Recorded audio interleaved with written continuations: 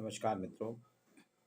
Sociology with Dhruv Dikshit channel में आज आपके साथ में एक पारिवारिक समस्या पे चर्चा करूँगा। जी हाँ, वृद्धावस्था ये एक सामाजिक पारिवारिक समस्या है। बुजुर्ग हमारे मार्गदर्शक, हमारे हितैषी, हमारे संरक्षक होते हैं, लेकिन आधुनिकीकरण, वैश्वीकरण, ग्लोबलाइजेशन जहाँ जहाँ होता जा रहा है, ग्लोबलाइजेशन यानी मोबाइल की दुनिया, तो आप देख रहे हैं बुजुर्ग हमसे अलग थलग होते जा रहे हैं। बुजुर्गों की बहुत बुरी हालत है। अभी देश में, भारत में 14.9 करोड़ आबादी बुजुर्गों की है, जो कि 10.5% है।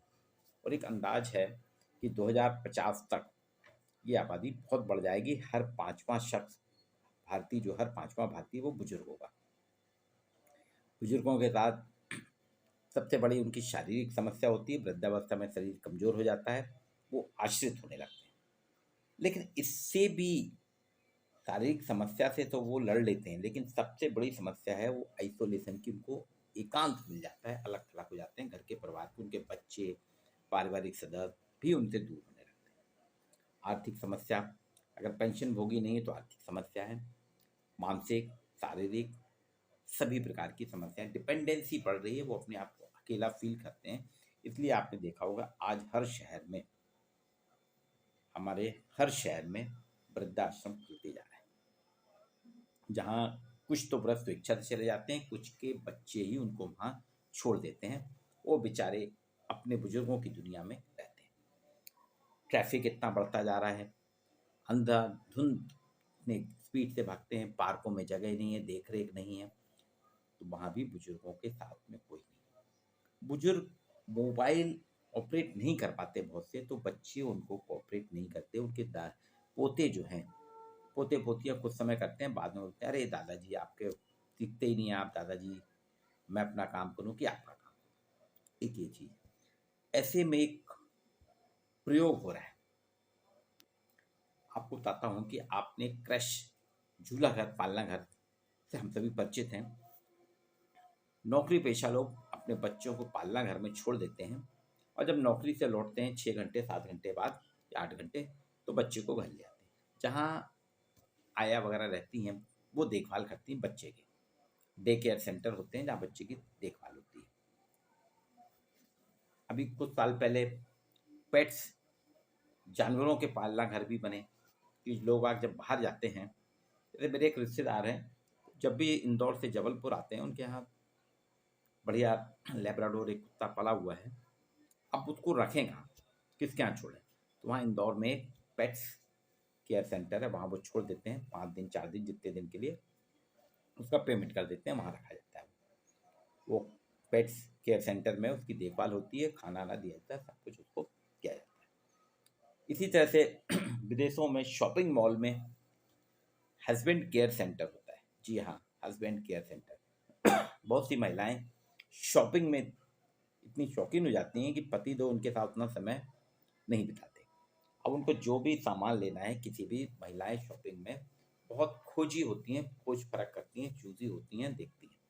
तो वो अपने हस्बैंड्स को कि डिस्टर्ब ना करें, हस्बैंड जल्दबाजी ना करें, इसलिए वहाँ पे हस्बैंड केयर सेंटर होते हैं, उसमें दे देती है। उसमें नॉमिनल चार्ज लगता है।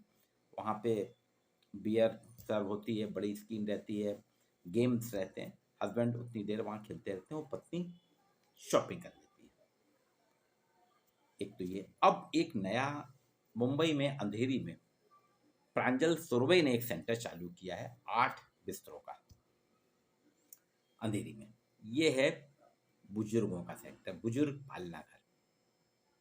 ये बुजुर्ग, जी हाँ, ओल्ड पर्सन क्रैश, बुजुर्गों का पालना घर। बहुत से लोग हैं आज नौकरी पेशा हैं, हमारे यहाँ के बहुत से बच्चे विदेशों में काम कर रहे हैं, दूसरे शहरों में काम कर रहे हैं, उनको आना जाना पड़ता है। तो बुजुर्ग को छोड़ें कहाँ, अपने साथ ले जा नहीं सकते, तो वो बुजुर्गों के पालना घर में वहाँ पे दे देते हैं। 3 दिन 5 दिन 15 दिन, जितनी रिक्वायरमेंट होती है वहाँ वो छोड़ देते हैं। वहाँ पे प्रांजल सुरवे उनको मानसिक रूप से अटैच हो जाती हैं। उनके जो सहकर्मी उनके साथ में बिल्कुल ऐसे जैसे हमारे परिवार के सदस्य हैं, दादाजी दादी हमारे परिवार की। खान पान, रहन सहन, मनोरंजन, मेडिसन, सारी देखभाल वो करती हैं। सिर्फ होता यह है कि जो कोई अपने पेरेंट्स को छोड़ के जाता है, वो उनकी पूरी हिस्ट्री बता देता है, उनकी पसंद बता देता है, क्या खाना पसंद करते हैं, क्या मनोरंजन पसंद करते हैं, उनके फ़ोन नंबर वगैरह सब दे जाता है। दूसरी चीज़ उनको बता देता है कि इनको कौन-कौन सी बीमारी है, किसका इलाज चल रहा है, किसका नहीं, दवाई का प्रिस्क्रिप्शन वगैरह दे देते हैं, कौन से डॉक्टर इनके हैं जो कि डायग्नोज़ कर रहे हैं। ये सारी चीज़ प्रांजल सर्वे कलेक्ट कर लेती हैं और फिर उनके यहाँ जो बुजुर्ग रहते हैं उनको बिल्कुल ऐसे ट्रीट करती हैं जैसे वो उनके माता-पिता, उनके दादा-दादी हों, उनके परिवार के सदस्य हों। यहाँ पे जो बुजुर्ग आ रहे हैं, अभी पिछले 6 महीने से खुला है, इसकी दैनिक भास्कर में चर्चा भी है, मैनेजमेंट फंडा में रघुराजन ने की है, और भी वहाँ बॉम्बे में गया था, वहाँ लोगों ने, मैं देखा तो पता चला।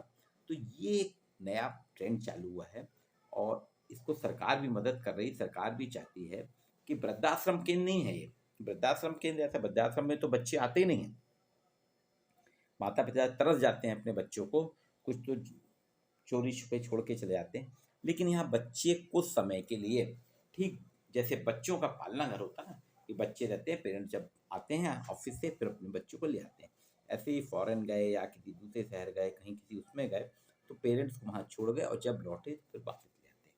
तो एक नई शुरुआत हुई है बुजुर्ग पालना घर की। तो ये सरकार को वेलफेयर की स्कीम के तहत हर शहर में बुजुर्ग पालना घर की स्थापना करना चाहिए, जिससे बुजुर्ग कम से कम, उनके बच्चे भी अपने जॉब में कर सकें, बाहर जाएं, जहाँ भी जा रहे हैं वहाँ निष्पक्ष हो जाएं और बुजुर्गों की भी देखभाल होती रहे। कोई घर में अकेले छोड़ना बुजुर्गों को एक खतरा है, लूट-पाट होती है, बुजुर्ग लड़ नहीं सकते हैं, घर में गिर जाएँ, कुछ हो जाए, समस्या बहुत सी बुजुर्ग के साथ शारीरिक, मानसिक रहती है। तो उनकी देखभाल के लिए ये एक सेंटर है जहाँ आप पेमेंट करिए, अपने बुजुर्गों को रखिए, उनको बिल्कुल घर जैसा माहौल मिलेगा। ये एक नया बुजुर्ग पालना घर स्टार्ट हुआ है और देखिए अब इसको धीरे-धीरे, अभी अंधेरी मुंबई में चालू हुआ है, 8 बिस्तरों का है।